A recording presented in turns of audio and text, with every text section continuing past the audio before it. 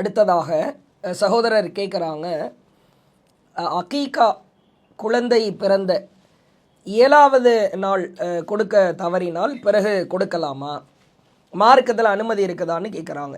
ஒரு குழந்தை பிறக்கிற பொழுது ஆண் குழந்தையாக இருந்தால் 2 ஆடுகளும், பெண் குழந்தையாக இருந்தால் 1 ஆடும், ஆண் குழந்தையாக இருக்கிற பொழுது 2 ஆடு கொடுக்கறதுக்கு சக்தி இல்லைன்னா அவர்களுக்கும் 1 ஆடும் கொடுத்து கொள்ளலாம். குழந்தை பிறந்த 7வது நாளன்று கொடுப்பதற்கு பெயர் அகீகா என்று மார்க்கத்திலே சொல்லப்படும்.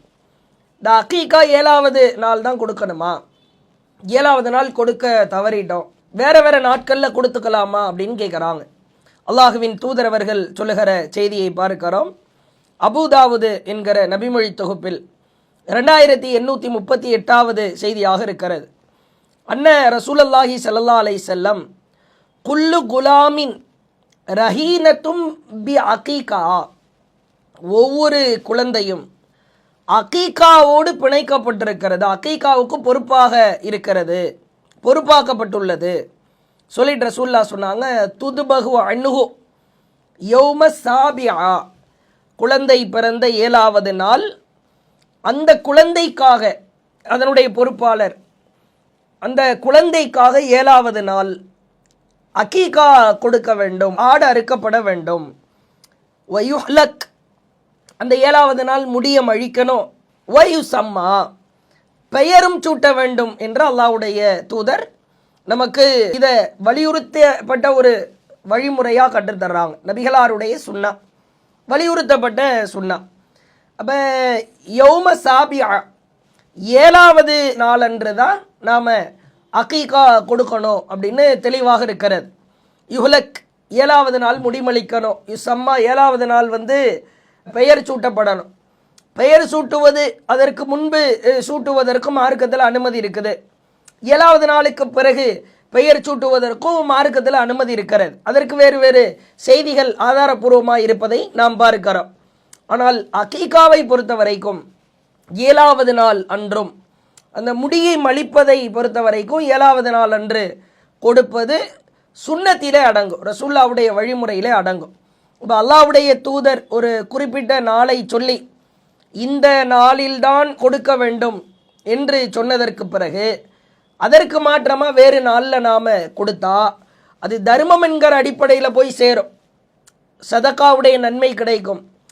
அந்த குழந்தைக்காக அகீகா என்கிற பொறுப்போடு பிணைக்கப்பட்டிருக்கிறது, அது பொறுப்பாக்கப்பட்டிருக்கிறதுன்னு ரசூலுல்லாஹ் சொன்னாங்க தானே.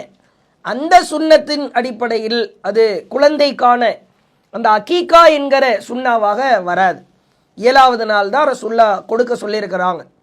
இப்போ முடியை நாம் மழிக்கிறோம், 7வது நாள் மழிக்கிற சூழல் இல்லை, குழந்தைக்கு மருத்துவ ரீதியாக செய்யக்கூடாதுன்னு சொல்கிறாங்க. வேறு நாளில் மழிச்சிக்கலாம், வேறு நாளில் மழித்து கொள்ளலாம், அனுமதி இருக்கிறது.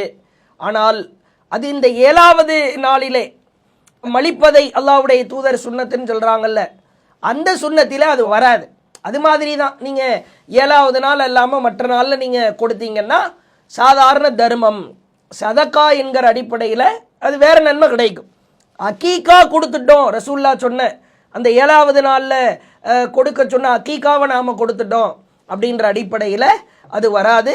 அதே மாதிரி பலவீனமான செய்திகளும் இருக்கிறது. அகீகா சம்பந்தமாக 7வது நாள் மிஸ் ஆயிருச்சா, கொடுக்க முடியலையா, 14வது நாள் கொடுத்து கொள்ளலாம், 21வது நாள் கொடுத்து கொள்ளலாம் என்கிற செய்தி முஅஜமுஸ் ஸகீர் தபரானி என்கிற நபிமொழி தொகுப்பில் 723வது செய்தியாக பலவீனமான ஹதீஸாக, தஈஃபான ஹதீஸாக பதிவு செய்யப்பட்டிருக்கிறது. ரசூலுல்லாஹ் சொன்னாங்களா, அல் அகீகத்து துதுபகுலி சபஅ, அகீகாவை 7வது நாள் நீங்கள் ஆர்டர்த்து கொடுங்க. அவ அருபஅஷரா, அது கொடுக்க முடியலையா 14வது நாள் கொடுங்க.